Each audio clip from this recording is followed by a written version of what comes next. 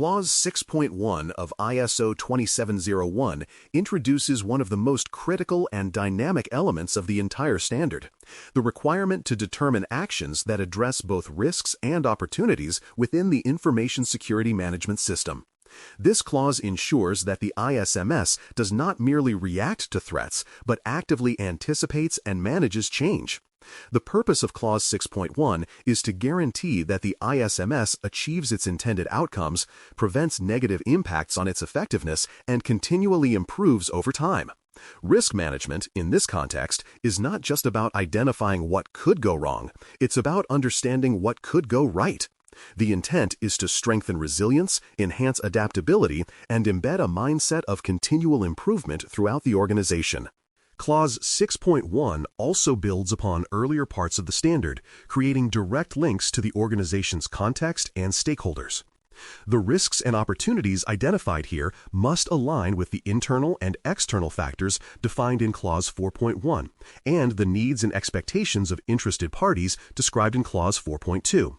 In other words, an organization cannot meaningfully identify risks or opportunities without first understanding its environment and its obligations. This clause bridges those earlier analyses with future planning, laying the groundwork for setting ISMS objectives in Clause 6.2. Opportunities are tied to business strategy, ensuring that information security management is not an isolated function, but a contributor to overall corporate performance. The types of risks considered under Clause 6.1 are broad and extend far beyond purely technical domains. Regulatory noncompliance remains a primary concern, as violations of privacy or data protection laws can result in severe financial and reputational consequences. Operational risks, such as downtime from ransomware or data loss from system failures, also feature prominently. Reputational harm from breaches or publicized incidents can erode customer confidence and investor trust. Financial risks include fraud, misuse of resources, or contractual penalties due to security failures. By identifying these categories, organizations develop a risk profile that reflects their true business exposure, rather than focusing solely on IT threats. Equally important are the opportunities that Clause 6.1 encourages organizations to recognize. The adoption of advanced monitoring tools, for example, may reduce response times and improve situational awareness. Streamlining processes through automation or workflow integration can enhance efficiency and reduce human error. Opportunities also extend to building stronger relationships with stakeholders. Demonstrating proactive risk governance can strengthen trust with regulators, clients, and partners. Additionally, integrating the ISMS with other management systems, such as quality or environmental management, can reduce duplication of effort and create synergy across compliance programs. These opportunities demonstrate that Clause 6.1 is not about risk avoidance. It is about strategic advantage through informed, balanced decision-making. The clause requires organizations to establish a defined process for identifying, assessing, and managing both risks and opportunities. This process must be structured, repeatable, and aligned with the organization's existing risk management framework if one exists. It should include clear criteria for identification, evaluation, and prioritization. Risks and opportunities must be considered in all ISMS activities, from policy setting to control implementation. The process itself should be documented, forming part of the ISMS evidence base for audits. A formalized method ensures consistency and accountability, allowing decisions to be explained and defended if questioned by auditors or stakeholders. It also guarantees that risk management is not arbitrary or reactive, but systematic and data-driven. A key element of this process is the establishment of risk criteria, rules and thresholds that determine how risks are measured and compared. Organizations must define how they will assess likelihood and impact, and what constitutes an acceptable or unacceptable level of risk. These criteria create a common language for evaluating threats across departments, ensuring that risk assessments remain consistent. Thresholds for risk acceptance reflect leadership's appetite for exposure and should align with the organization's context, strategy, and resources. Regular reviews of these criteria are essential, as evolving threats, technologies, and business conditions can alter what the organization considers tolerable. By formalizing these parameters, the ISMS gains both structure and agility in decision-making. The outputs of Clause 6.1's process are tangible actions, decisions about how risks and opportunities will be addressed. For risks, this might mean mitigation through control implementation, acceptance within predefined limits, transfer through insurance or contracts, or avoidance by discontinuing risky activities. For opportunities, outputs may include initiatives designed to exploit new technologies, partnerships, or efficiencies. These decisions should result in action plans that become part of daily ISMS operations, tracked through management reviews and continual improvement cycles. Every decision, whether to act, accept, or invest, must be supported by documented evidence, creating a transparent record of the organization's reasoning and accountability. This record strengthens audit readiness and supports strategic learning across future ISMS cycles.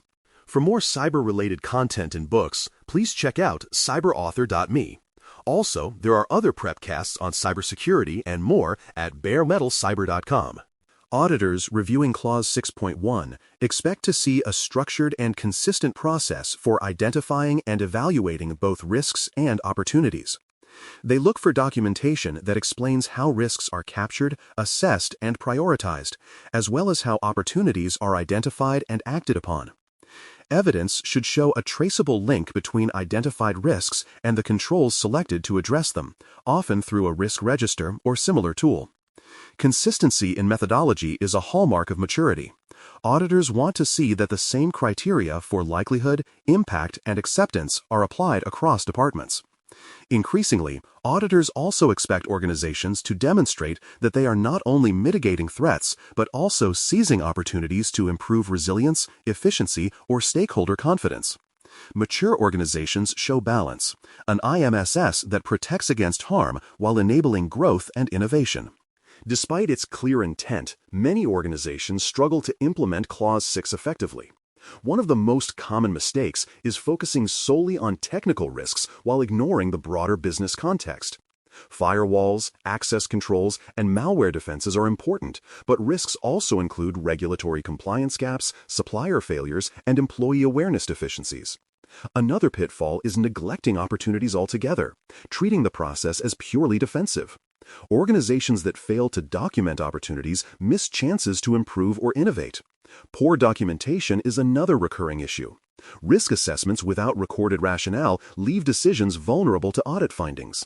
Finally, some organizations overcomplicate the process, building cumbersome systems that produce large volumes of data but little practical insight.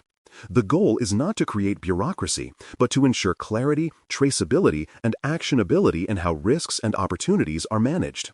Clause 6.1 is deeply interconnected with other components of the ISMS. Its outputs directly inform control selection under Annex A, ensuring that measures implemented are relevant and proportionate to the identified risks. The results of risk and opportunity analysis also shape the objectives established in Clause 6.2, translating strategic intent into measurable outcomes. Clause 9's monitoring and review activities depend on risk data to evaluate performance, while Clause 10's continual improvement processes use that same information to drive refinements. In this sense, Clause 6.1 serves as the ISMS's analytical engine, feeding the rest of the management system with insights that guide planning, control, and enhancement. Without a strong risk and opportunity process, the ISMS cannot function effectively because its direction would lack evidence and focus. Practical methods for risk identification vary depending on organizational size and industry, but they all share the goal of comprehensive insight. Workshops and brainstorming sessions with cross-functional teams can uncover process, personnel, and technology risks that might otherwise go unnoticed. Threat modeling and vulnerability assessments provide technical visibility into system weaknesses and attack vectors. Lessons learned from incident reports offer historical evidence of where controls have failed or succeeded. External sources, such as intelligence feeds, regulatory updates, and industry benchmarking, add context about emerging threats and best practices. Combining these inputs produces a well-rounded risk picture, ensuring that both internal and external factors are considered. This variety also prevents narrow thinking, capturing risks from human behavior to geopolitical events that might impact security objectives. Opportunities, too, can be identified through structured reflection. Many organizations find that the same discussions revealing risks also expose potential for improvement. Adopting automation for incident detection, for example, not only mitigates response risk, but also enhances efficiency. Expanding employee awareness programs can reduce human error while strengthening culture and engagement. Certification itself can be leveraged as an opportunity, positioning the organization as a trusted partner in markets where security assurance is a competitive differentiator. ISMS data, such as audit trends or control metrics, can also inform enterprise-wide risk management, enabling smarter decisions across departments. These examples illustrate that opportunity management is not an abstract concept. It's about recognizing where improvement and innovation naturally emerge from the pursuit of better security. Taking a holistic approach to Clause 6.1 offers strategic advantages far beyond compliance. When organizations balance preventive and growth-focused actions, they cultivate resilience that extends to all aspects of governance. The ISMS becomes a proactive force, anticipating threats while harnessing opportunities to enhance efficiency and trust. This dual perspective reduces blind spots as the organization begins to see risk not just as something to minimize, but as a source of insight for improvement. Over time, such balance yields higher value from ISMS investments as resources are directed toward initiatives that improve both protection and performance. A system that learns and adapts becomes more valuable than one that simply defends. It becomes a driver of competitive advantage and stakeholder confidence. To keep this process relevant, organizations must continually revisit their risk and opportunity assessments. Clause 6.1 is not a one-time task. It is a living process that evolves with the organization's environment. Periodic reviews during management meetings ensure that changes in scope, technology, or regulatory obligations are reflected in current risk registers. Lessons from incidents, audits, or operational changes should feed directly into reassessment cycles. Contextual factors from Clause 4, such as new markets, acquisitions, or shifting stakeholder expectations, should trigger updates.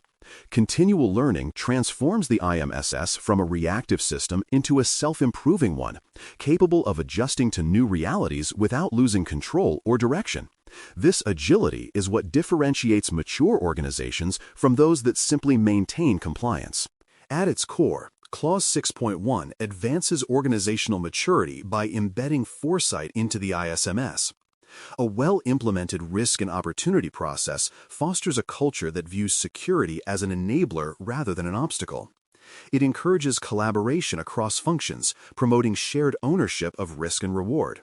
When leaders and employees alike understand how their actions affect both exposure and opportunity, decision-making becomes more informed and strategic.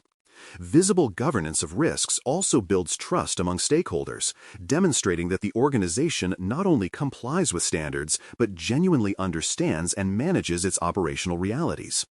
This readiness positions the organization to meet future regulatory expectations and adapt confidently to new technologies, threats, and opportunities. In conclusion, Clause 6.1 requires organizations to take deliberate, documented actions to address both risks and opportunities within their ISMS.